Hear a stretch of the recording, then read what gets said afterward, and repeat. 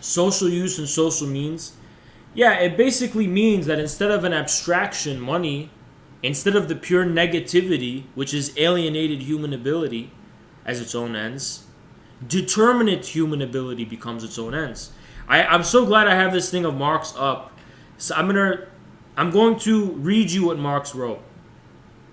Communism is the positive supersession of private property as human self-estrangement, and hence the true appropriation of the human essence through and for man.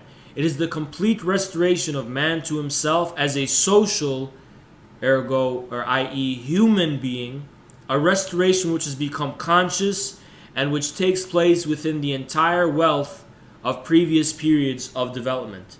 This communism, okay, basically the point is, instead of the golden calf, the abstraction of money, the determinate ends of production serve human social ends for human beings, for people. That's why China is a people's republic. It is a state which exists for people.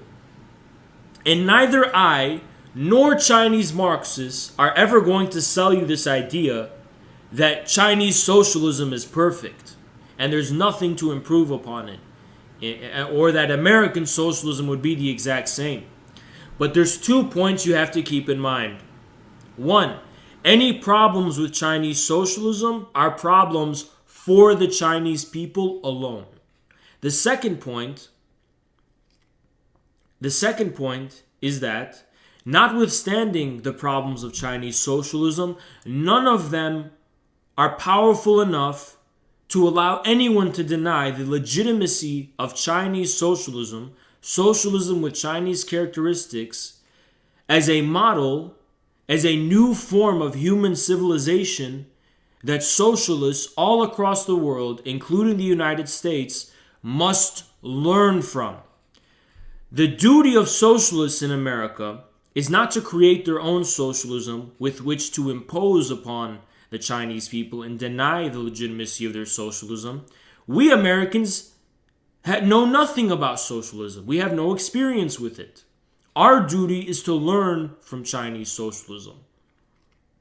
Learn the good and the bad. Listen to the criticisms of Chinese Marxists. Listen to their self-criticisms. And their advice. They have more experience than us. They're wiser than us. It is the epitome of arrogance to come up with five points in some arbitrary definition with which to judge the successes and the experiences of a country of over 1 billion people that has had a ruling communist party for nearly a century now.